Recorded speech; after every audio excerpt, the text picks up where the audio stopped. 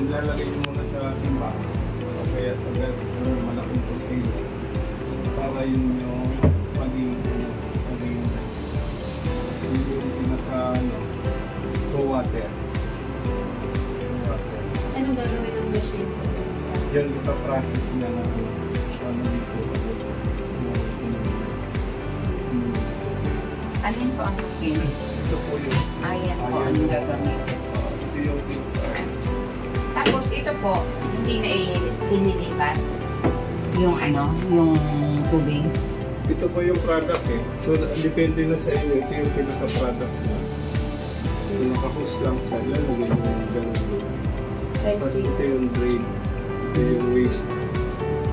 Yan ang waste. Ngayon, dito po yung iyan. So sasaksak lang. Pagka ano siguro. Tapos ito po yung pinaka-startup. Ito pwede nyo gamitin kuryente. Ngayon, kung wala naman siyang ano, wala siyang Kung wala pong hindi kuryente. available ng kuryente. Hindi available. Kung brown out. Drown out, pwede kayong gumamit ng solar. So yun. Kasi na yung adapter nyo. May kasama po ba yung solar? Yan sa ano na hindi pinaka-solar. So gagawin mo, ilalagay mo sa box.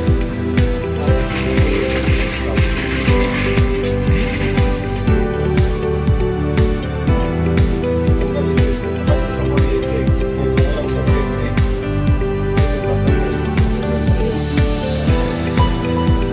Ngayon, kung halimbawa po ano, wala rin kuryente, wala rin na ano rin, maaari. Yan, kapag dito kayo,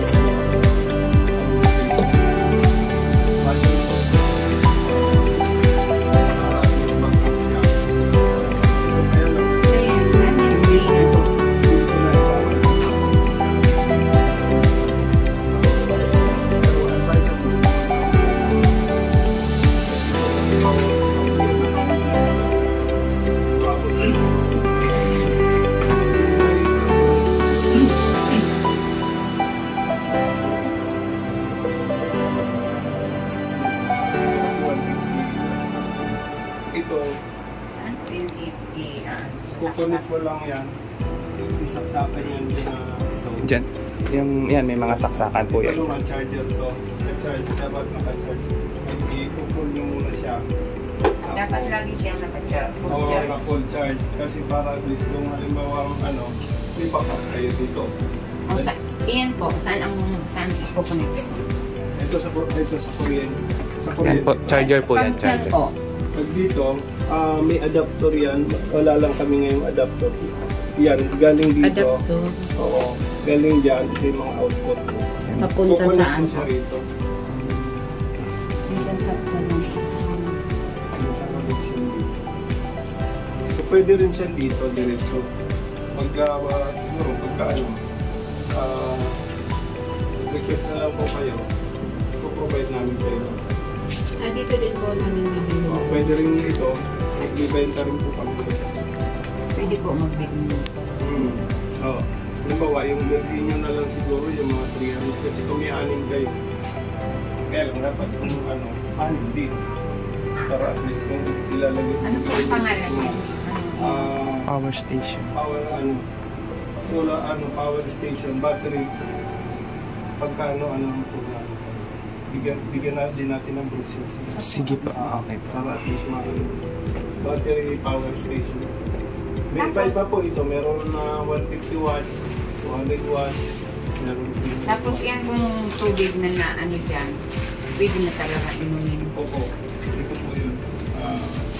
So ito yung pinaka-start up niya.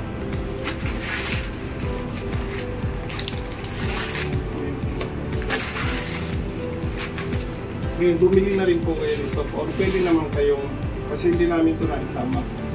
Ano po ito? PDS meter. Para malaman nyo kung potable yung tubig o hindi. Ano tititest mo?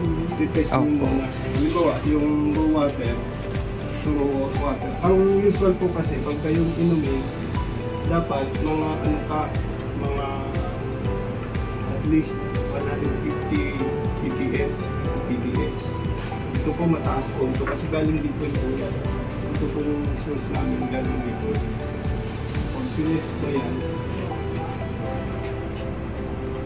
yan po rin, 500. Hindi yan potable. Dapat at least ang potable, ang usually kasi pag mga sa water district, Manila Water, Maynila, 150 ppm. 150 ppm po yun. Pwede ba tayo makakuha sir ng tubig o hindi? Yun na Yung sige po.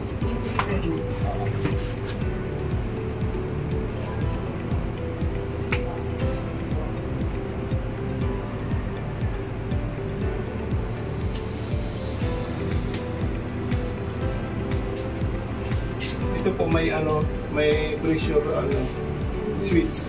Pagka yung mataas na po yung ito po yung waste tank. Okay natin yung waste.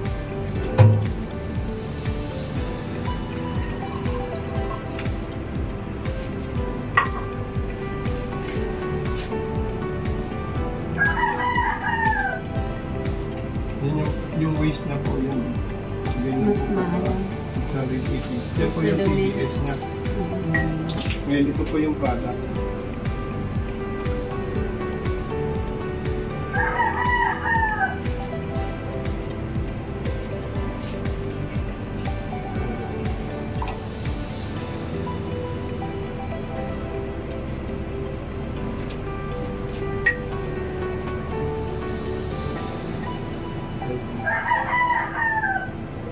Hindi pa Medyo masyadong mataas, potable. medyo mataas. Okay na po yan. Pang ano na po yan. Pang potable na po yan. Pero medyo mataas na pa.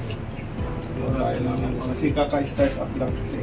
Pagka gano'n na nag-start, i-plus out mo na yung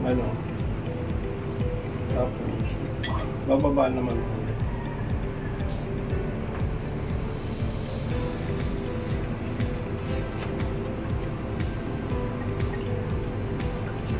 Ayan po, bababa na. Malinis na. Malinis na. Sabihin po kabulis. So, dapat may ganito po.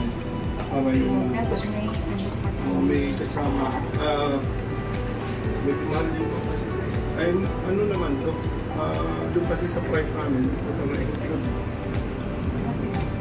Paano malalaman na Mag-ano po kayo naman. at kasama niya? Kasi Pwede naman yung maliit sa yung medyo mumura. Pwede namin. Kaya yung nagtitest ng potable na Kung yung potable na ito, hindi pa. Magaling mo lang. may naka-built-in Yan na po battery. mababa na yan. Sobrang potable na yun. Tira mababa. Ngayon kung pupunta tayo sa waste, ito po yung pinaka-source namin ng water. So pwede tayo para makita nyo. Ay, para makita tayo. Pero pinipin namin kung galing yan.